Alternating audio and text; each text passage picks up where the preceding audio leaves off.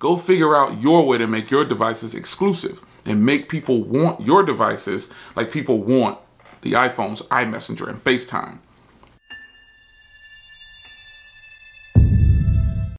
All right, I think it's on. I think it's recording. All right, guys, welcome back to another video. It's your man, Jay. So I've had several devices that have come out at launch. So I've been using, in a tech enthusiast time of using stuff, they tend to find that they like some devices more than others. Now, I'm a pro Android guy all the way. But sometimes things are just working good for you and you roll with it. So I'm about 6 months in to the year at the recording this video. It's towards the end of June. And we're going to cross over into that second half of the year. We're going to be heading into 2023, folks. So normally I used to do phone of the year and things like that. Well, I've had my S22 Ultra for going on 3.5, 4 months. And I've had my OnePlus for about 2.5 months, my OnePlus 10 Pro. And I've had my iPhone 13 Pro Max the longest at about 7 months or so. Whenever it came out, you know, I got it, okay? So I decided not to wait. I wanted to talk about how the iPhone 13 Pro Max has pretty much been the best device I've used in 2022. And this will probably stir some people up, but that's not the intent of this video. It's been the most consistent. It's checked a lot of boxes for me. And it's just been an overall great experience with me for what I've done as far as using technology up to this point. Now, smartphoneconversations.com, that's a plug. I try to buy as many smartphones as I can, and I've purchased a lot of smartphones, and I've gotten some smartphones at no cost thanks to OEM deals and things like that, and companies send them out for us to test.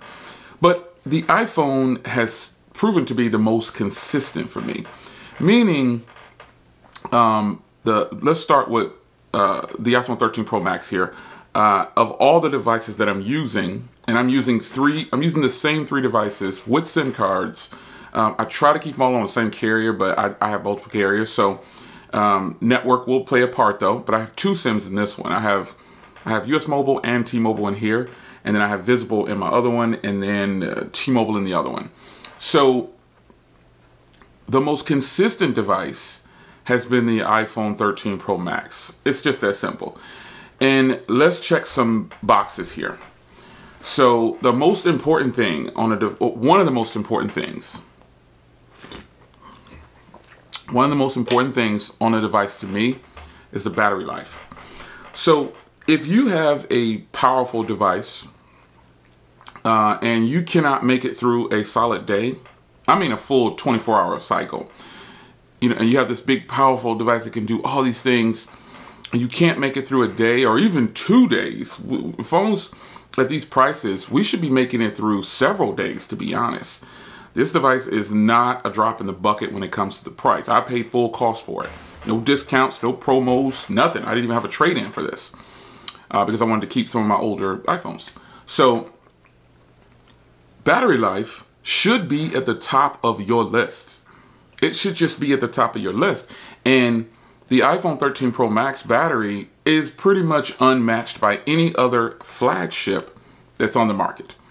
If you have a flagship that has better battery than the iPhone 13 Pro Max, list it down below, and I'll try to buy it and check it out if I don't already have it.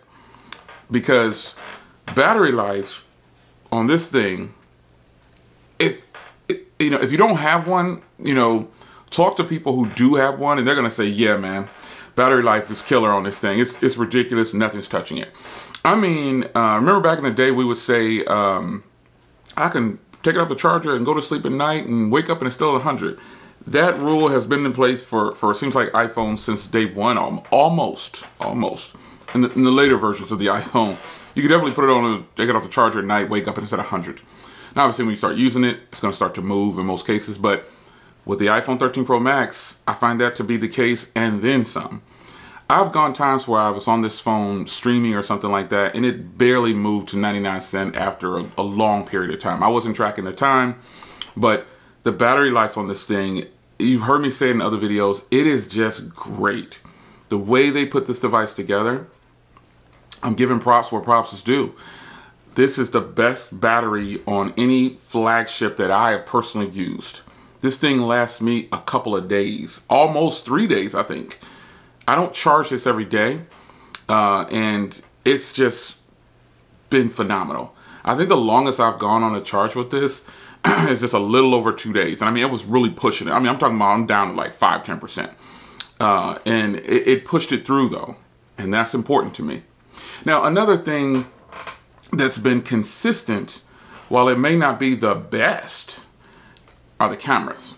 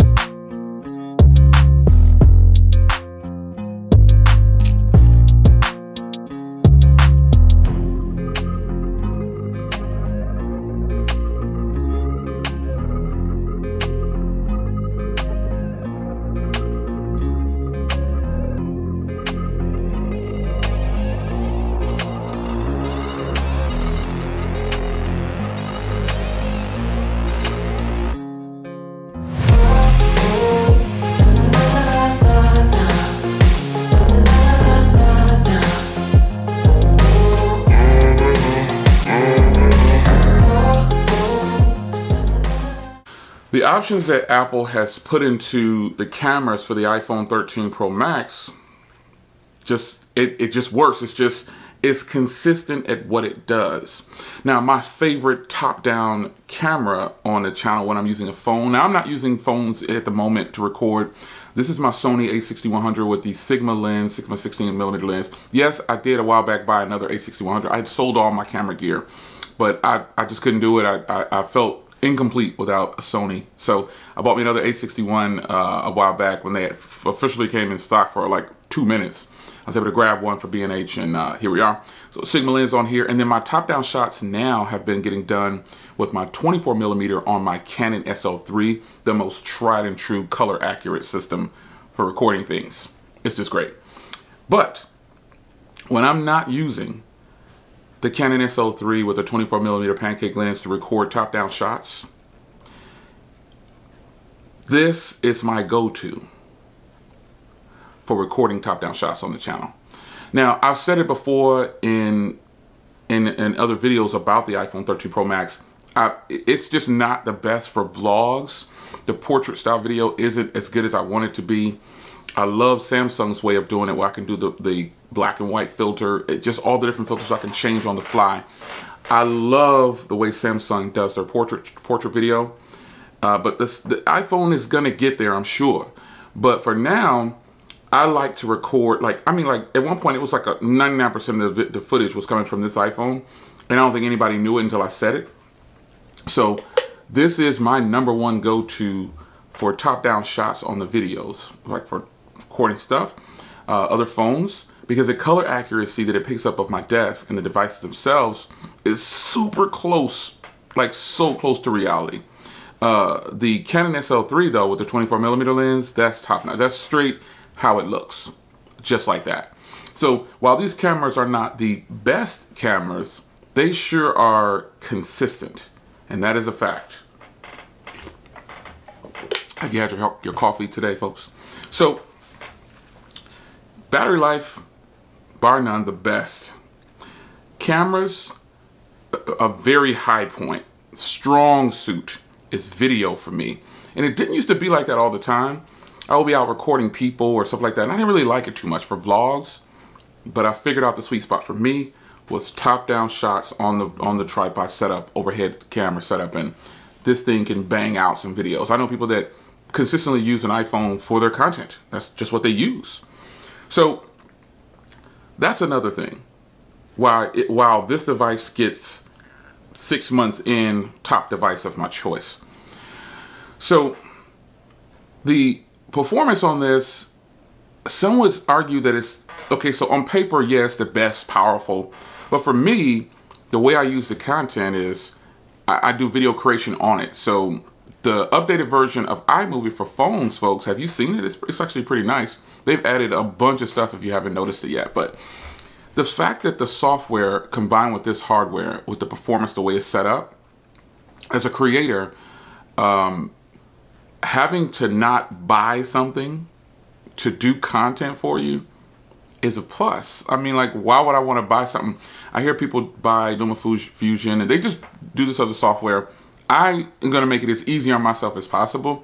Now, I'm not saying those people are wrong for buying that software, but if you didn't have to do it and you liked what was being offered, because again, they've updated iMovie now and it has a lot more features. That came out maybe 2-3 months ago, I'm not even sure, but the newer iMovie is actually pretty good. Now, while I don't use it as much because I have the 14-inch Mac that I normally push things over to, the way this software is, I totally think that this has got to be the best bang for buck for a person that's just starting out, or you just want to not spend more money than you already spent.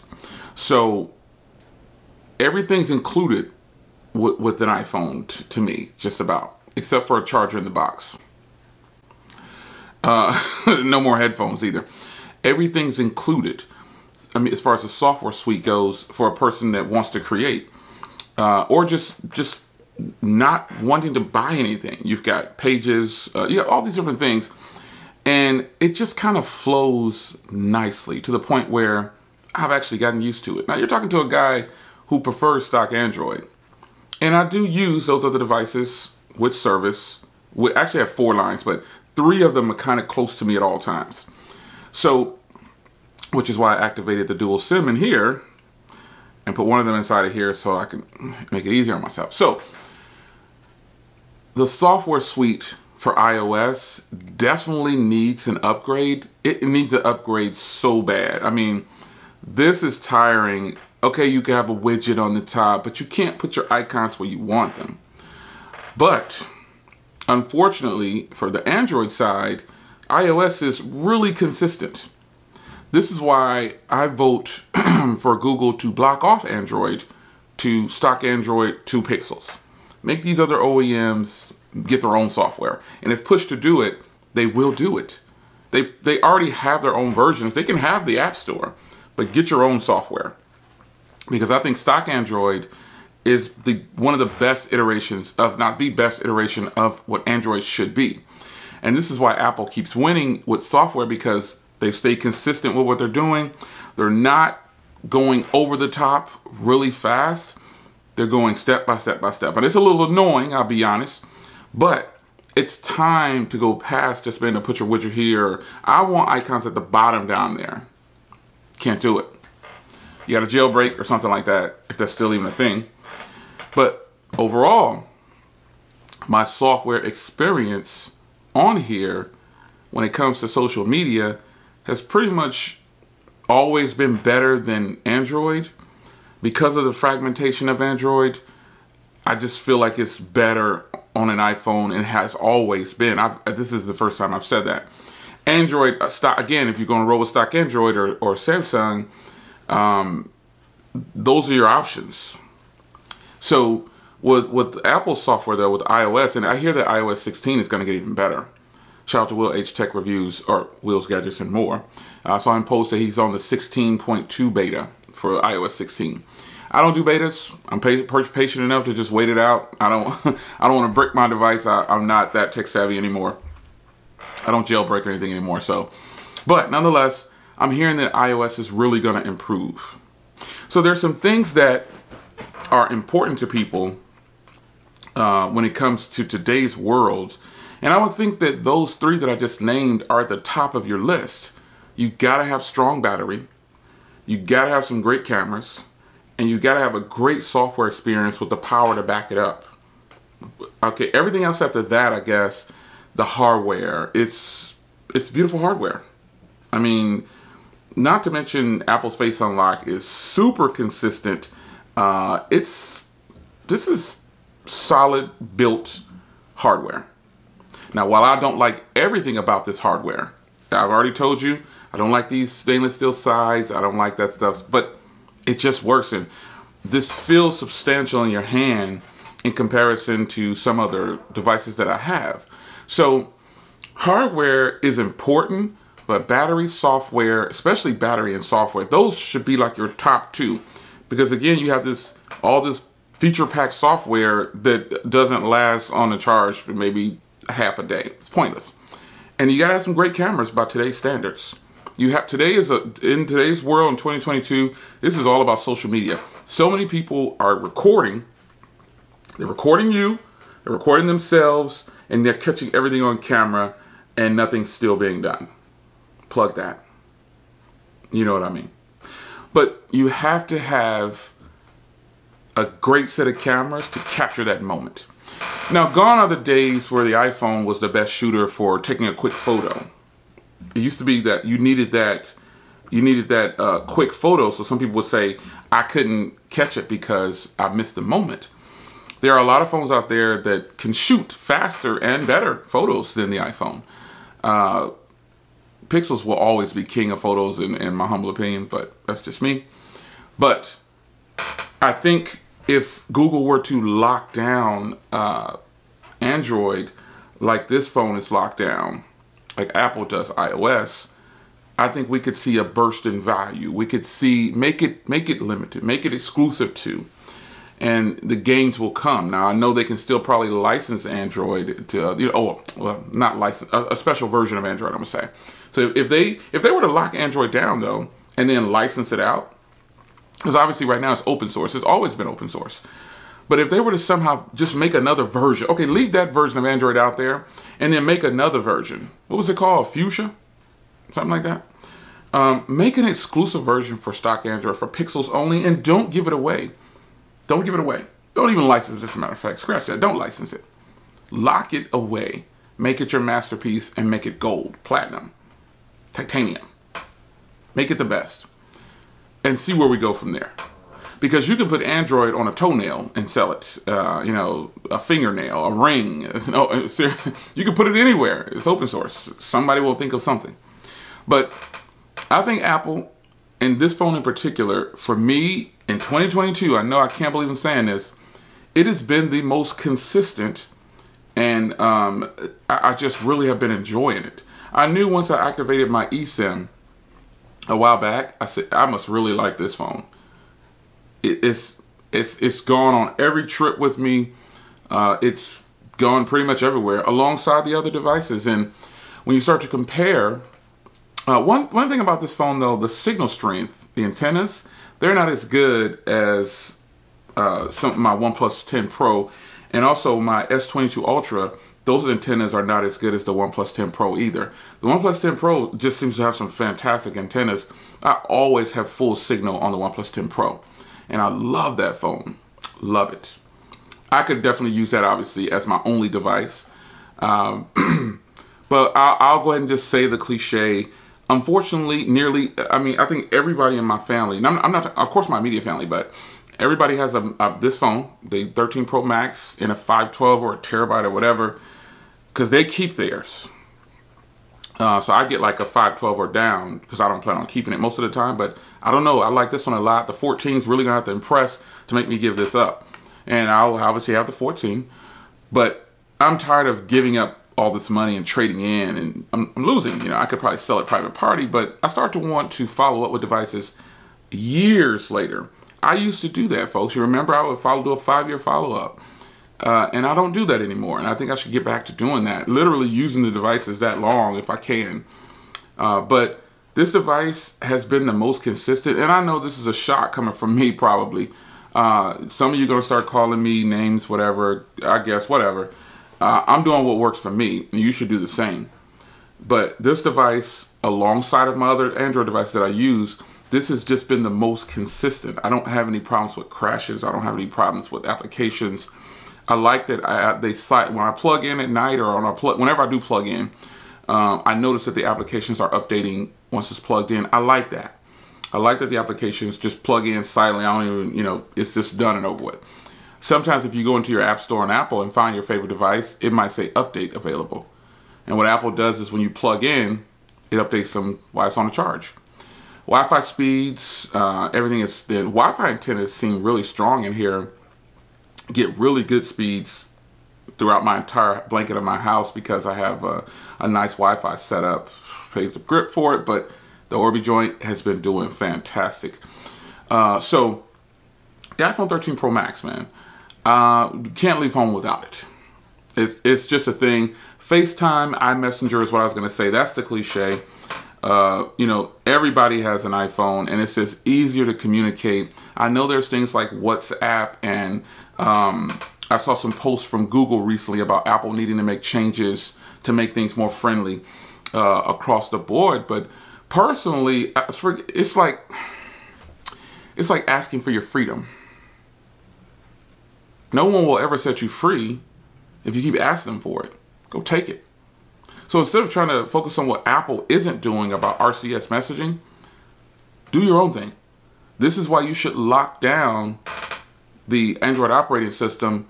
And even if you don't lock it down, tell OEMs, figure out a way to tell them messaging app is the default app. Samsung did it. Samsung's messaging app is now RCS, it's Google Messages. OnePlus, default app is Google Messenger. But that is the problem with RCS. That's the problem with Google Messaging app. It's not default on so many devices. So I saw that from Google and I was like, wow, don't do that. You go do your own thing. Apple's gonna do what they wanna do. And the fact of the matter is, iMessage is eclectic in its own. You can play games with your children if you want to, your family, your wife. You can do everything through iMessage. You can give people money. It's just seamless the way it is. It's just what it is. So other OEMs, stop asking Google or stop asking Apple to do things on their side because it makes you look weak in a sense. Go figure out your way to make your devices exclusive and make people want your devices like people want the iPhones, iMessenger, and FaceTime. Do you remember when FaceTime could only be used over Wi-Fi? Once they switched it over to any network, it was a wrap. You know, Google has done so bad with all these different applications, canceling them. Fix that. Don't worry about what Apple is doing with FaceTime and iMessenger. Fix that. I have so many applications that I fell in love with and Google canceled them. And I'm like, wow, okay, all right, so you just took that away. You know how popular Google Plus was? I had so many things on Google Plus, so many memories and history, and it's gone. They dropped it for regular consumers. And now it's just like business only or something. We need a solid, like Duo, to me, is worlds better in functionality and features than FaceTime. But you have to force people to install that on an iPhone. Not force literally, but you have to tell them install this. And the people I know don't have a problem with it. It's just an app. And then you can call them there and get even better quality and better functionality than FaceTime. But the problem is I have to tell them to do that. It's not default. This is where Apple probably continues to win. And if they've got my attention now, remember, I'm not an iOS fan. It's a gradual process for me. Remember when I didn't like smartwatches? Gradual process. Here we are in 2022, 6 months through. This is the most consistent and best phone I've used as a package. I don't use my Apple Watch. I have like 3 Apple Watches. I don't like Apple Watches. I have the Galaxy Watch 4 because the S22 is, I love this device. I love it. But consistency, you know, I give it to Apple. And I've had this device less time. I use the Rinky Onyx on all my devices at the moment. I take them out for the video sometimes, but when I'm walking around the house, I try not to use cases. But Rinky Onyx on everything when possible, folks. Rinky Onyx. But I just feel like if you're too busy trying to get the approval of somebody else what to do with your product, you're missing out on an opportunity. Find out what people want, give it to them, and you'll win them over. And that is how Apple is consistently winning with this FaceTime and iMessenger thing. They're killing it because they're making people think it's so exclusive and it's just the best. And they have their software locked down to those other default apps. So it makes it easy to use this with people. If a person has an iPhone, you can drop something over to them. Android has the file share It's fast, just like iMessenger or just like AirDrop, if not faster in most cases that I've used it. But no one really knows about it. No, people don't care because there's not the right marketing for it. And that's another area where Apple wins, has always won. Yeah. So 6 months in, that's my thoughts on what the best combination of a phone is right now. My best experience on a phone. And this, I'm being totally honest. I carry those 3 phones and one more, the other One Plus over there, and I rotate some in and out, and with the Pixel and everything. But the most consistent and has been the most beneficial at times and the easiest, because the things that you can do on Apple, you can do them on Android. It's just that you probably have to get an app for it. Like just going into Notes and scanning a document has saved me so many times. Signing a document right on the phone. Even I know I have my S22 Ultra with the pen. It just was faster instead of using Genius Scan. There's an app called Genius Scan that I've always used on Android when I want to scan something. And while it is very intuitive, it's not something that's already on the phone, which is a good thing, I guess, because it's an option. Because Android is so fragmented, we have to get past this point of that at some point or another. But with Apple, all these apps that are on the device, it still runs faster and runs smoother and circles around nearly every Android phone out there. Not all. And even if you start to roll the tape back, even Apple's iPhone 11s and things like that, and those phones run better than the majority of the Android phones on the market. And it's not Google's fault. It's because it's open source and OEMs push out these Android devices for $100. Like a $100 Android phone cannot and will not perform ever like the lowest ranking iPhone. It just won't do it. No way possible. You can take an iPhone 7 or 8 and it's still going to run better sometimes in most cases than current high-end Android phones. And it's nothing of the OEM. It's just the fragmentation of Android. It just doesn't work. So Google, I need you to make that device exclusive. Give them access to the Play Store. Give yourself the one up though. You're gonna have to do it. So 6 months in, even though I know I've had this one the longest, I still love the other devices.